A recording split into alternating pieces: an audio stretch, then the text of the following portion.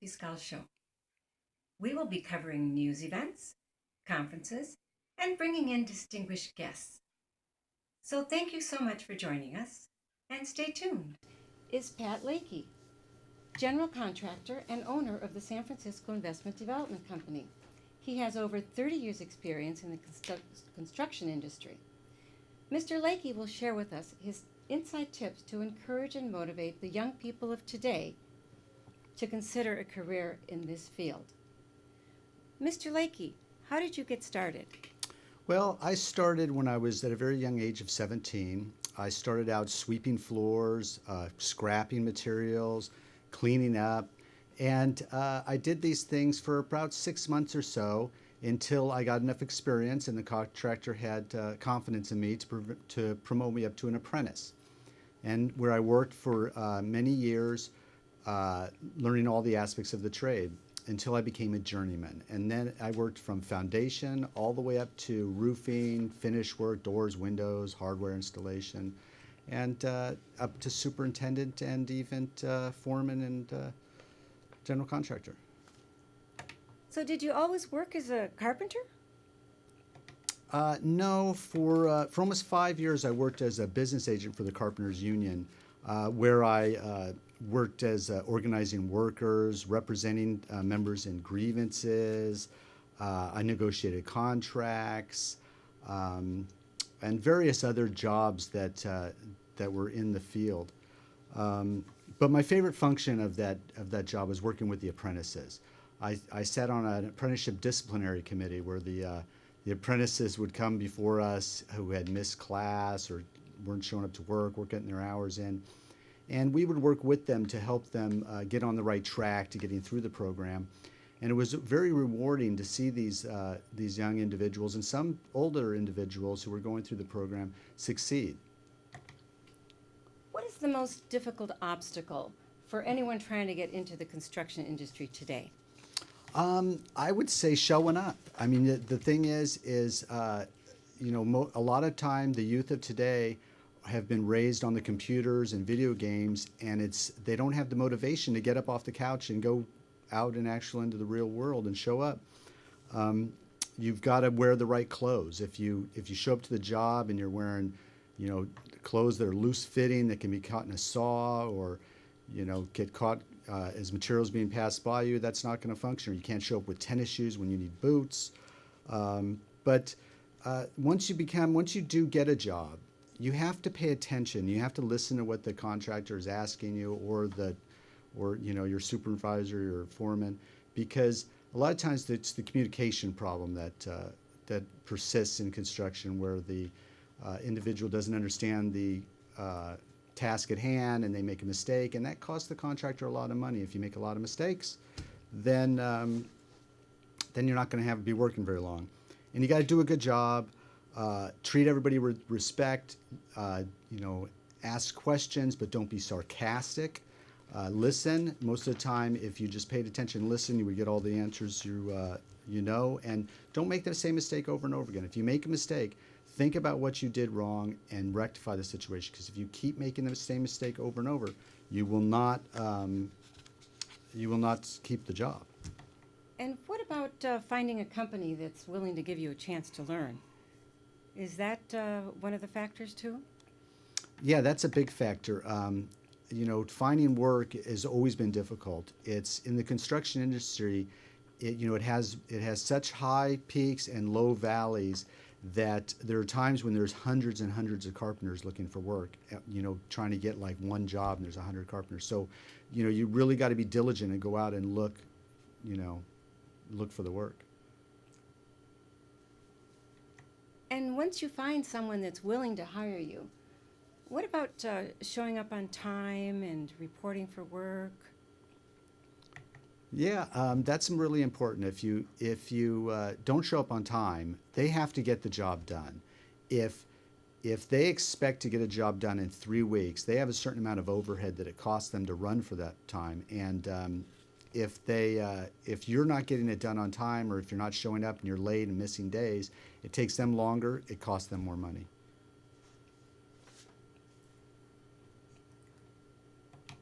What would you like to say to someone wanting to get into construction as a career? Well, I think it's a wonderful career for somebody who who enjoys physical labor and likes working with their hands. It's not a really easy job. It does take some, little bit of cognitive skills, and if you show up and you are willing to learn, it's a great career, especially nowadays because a lot of the youth did not go into construction because of the tech industry. A lot of people wanted to go into, making video games, movies, startup companies. So as the construction industry workers age, they're going to be retiring and moving on to other parts of the career that aren't so physically demanding, and there's going to be a big void for people to do the work. And the biggest thing is you can't outsource this type of work. You can't take the project of building a building or fixing a building or doing renovation and take that offshore. The worker has to do it here. So if you get into this type of work now, I think it's a good, it's good for the future. I think there'll be a lot of work for people in the future in construction. And would you recommend anything specifically to assist potential construction workers to finding this work? Well, there's a lot of work out there, and you could go through the city and go to each project and ask if they're looking for work. But one of the best ways I think is to look in the phone book or on the internet and look at or online and look up organized labor, because the labor unions have apprenticeship programs that'll teach you. They can give you ideas of different aspects of careers in construction, electrical, plumbing, elevator work. And I believe that they're always looking for good candidates. And what do you see in the future for construction workers in the Bay Area? Well, like I said, there's going to be a big attrition of workers because they're getting older. Construction is hard on the body, so as you get older, you tend to move from being a carpenter up to being a supervisor, superintendent, contractor, and then you eventually retire. And I think that a lot of our workers nowadays are in the superintendent, contractor, retiring mode. So there's going to be a big void if we don't start filling these places. So I believe there's good aspects for the future of construction. And earlier you were talking about some of the excuses that our young people sometimes come up with. Could you give us a few more details on that? Well, contractors and superintendents and foremen have heard all of the excuses. I mean, a guy will come in and tell you that he left his shoes in his friend's car and that's why he couldn't show up. Or, he ran out of gas, or a friend of his ran out of gas and he had to bring him gas in the middle of the night. Various reasons, or they repeatedly show up late. A contractor needs to get the job done. It doesn't get done by itself. If the workers aren't showing up to do the work, it costs the contractor money. Every hour they're not there, he's still paying the overhead. And what about the occasions when you sometimes go to work every day and you get along with your boss and still you lose the job? Well, you got to realize you can't take it to heart that it's your fault all the time. I'll tell you, a lot of times it is the worker's fault when they are late or they don't show up or they don't have the proper equipment or stuff. Then it can be their fault. But if you show up all the time on time and you do good work, and there's another guy there that does a little less work than you, hasn't showed up on time, and he's still there working and you get fired or laid off, you can't take that to heart. You have to realize that there's certain aspects that you don't have no idea about. It could be nepotism. It could be the guy's, guy's nephew or something, and he has to keep it to keep his sister happy. Or it could be that that person has seniority on another project that you didn't see him working on, and that they've actually been working there longer than you, and maybe the owner knows that there's some reason why they're not standing up to certain things. You just can't take it to heart. You just have to keep looking for work. If you get laid off, immediately don't sit around and collect unemployment and start, thinking of how it's a vacation. It's not. You have to continually look for work and don't burn the ties. Like if you do get laid off from a situation like that, don't get upset and yell and scream. That's going to hurt anybody but yourself. Just, unless there's a real reason why you can complain about it, I would just move on get another job, and maybe you'll go back and work for that person in the future. Let's talk a little bit more about one of the motivational factors to work in this industry, and the word motivate. What can you offer to help motivate the young person looking for a job in this industry? Well, for myself, when I first started, it was the camaraderie of working with the other carpenters and other trades on the job. You know, you had a banter that went back and forth. You joked around. The apprentices were told to go get the bucket of fog or the toenails, and you know, you'd be looking for a sky hook, and the carpenters would be snickering at you. And, you know, you'd go to work every day, and it was like you were going to hang out with your friends to build something. And at the end of the day, you'd look and you can see something that you've built, and it's very gratifying to look one day and see an empty room, and come the next few weeks and see a whole kitchen or a whole bathroom in there that's beautiful that you did yourself. So, and also the money. You know, I mean, construction pays well. It's the big problem is it's in the past it's had the highs and lows, and so people would work, you know, for 3, 4, 6 months strong, but then they'd be laid off for 3 or 4 months, and then they'd work 3, 6. But you know, if you can keep working and you have a good work ethic, you will continue to work most of the time, and you can make good money at it. So, in other words, would you say that what motivates you to get up in the morning and go to work is, in fact, something that you have to rely on yourself to motivate yourself? Is it because you're going to make money, you're going to get a new car, you're going to be able to go and get dinner with your girlfriend? To motivate yourself to get out of bed and look for that construction job, what are a few more tips you can offer?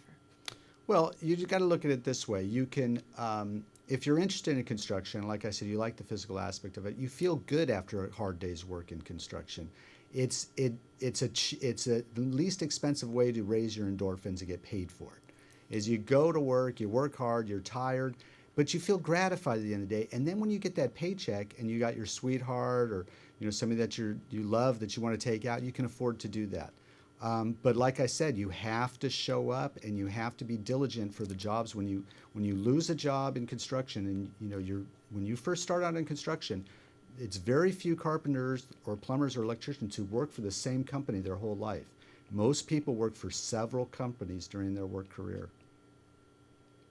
That's a very interesting part of the career as a construction worker. So, do you believe that there is a way to be able to tell which companies you're going to work for, which companies you're not going to work for? Is there a process for scheduling where you're going to work? Well, you don't always have the ability to choose. You know, if you haven't worked for several months and you go into a construction office and the guy's screaming and yelling at somebody, and you're thinking to yourself, well, I don't want to work for that guy, but you need the money, you're going to have to go and work for that guy. Now, when the times are really going well and there's several job opportunities out there, you can pick and choose who you want to work for. But I myself found that the majority of the time when people are screaming and yelling and there's all this ruckus going on, there's usually a reason for it, and generally it calms down. And if you get into a company and you get to know the way things work, you can generally get along and work there. Even if there is some animosity and things going on, you can still just, you don't put up with it, but you don't shy away from it either.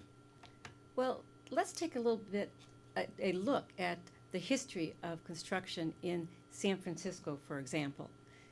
During the recession, 2007, 2008, 2009, how do you think San Francisco fared during that time?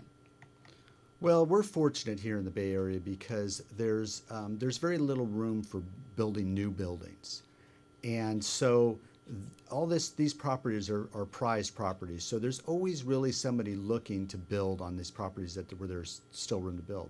And then we have a very eclectic building atmosphere in San Francisco. We have the Art Deco buildings, we have older Victorian buildings, newer buildings, and all of these buildings need maintenance and they need work on them. And a lot of the outdated buildings are being bought up by the techies, and they're being renovated because an old 1950s, 60s kitchen just doesn't cut it with modern times. They want something that's more up to date. So It fared very well. The San Francisco Bay Area, I think, in all of the recessions, has fared very well for the construction industry, as a whole.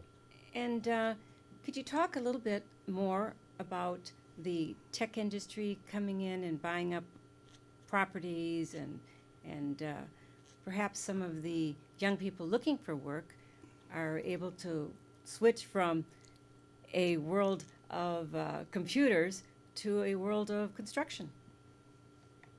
Well, I really don't know a lot about the techniques coming in. I see what I see on the news and what's going on in the Mission District, and I see the big buses coming through town. But all in all, I think it's a good thing for the city because I think that anytime you have growth, it's good for everybody.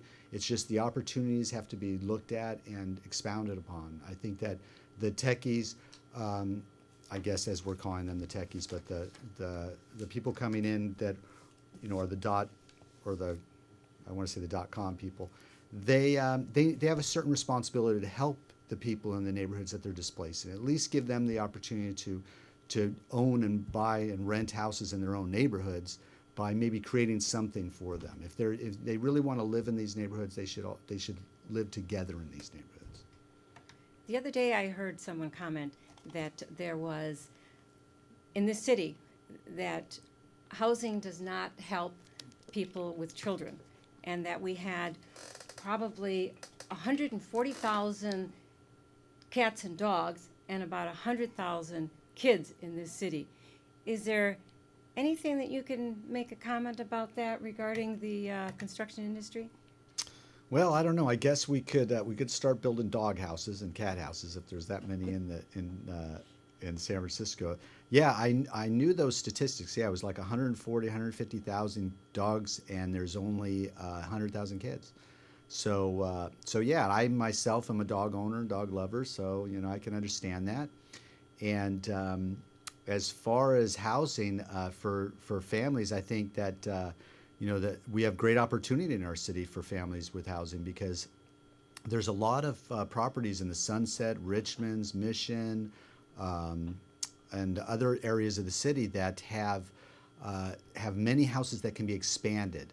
They're small now, but they can be added a floor or go back on their property line and added extra bedrooms so that you could put kids and have kids and family in there. Thank you so much for joining us today, and we want to thank Pat Lakey, owner of SFID General Contracting. And to close the program today, I'm going to ask Mr. Lakey to go ahead and give us a few pointers for those looking for a career in construction. And thank you for tuning in. Yes, I would just, if you're interested in a career in construction, the first thing I would do is I would go online and look up organized labor and see if there's any of the industries out there that are hiring right now for apprentices. If you have any construction experience whatsoever, you could go in and talk to somebody at one of these agencies and see if you can transfer these skills in or if you still have to come in at the bottom. I myself personally think that you should start at the lowest level you can and work your way up because it's the best way for you to learn the industry is to start at the bottom. You got to crawl before you can walk. Once again, thank you so much for joining the Paula Fiscal Show, and we thank our guest, Mr. Pat Lakey. And stay tuned for another special guest to continue the series, The Evolution of My Career.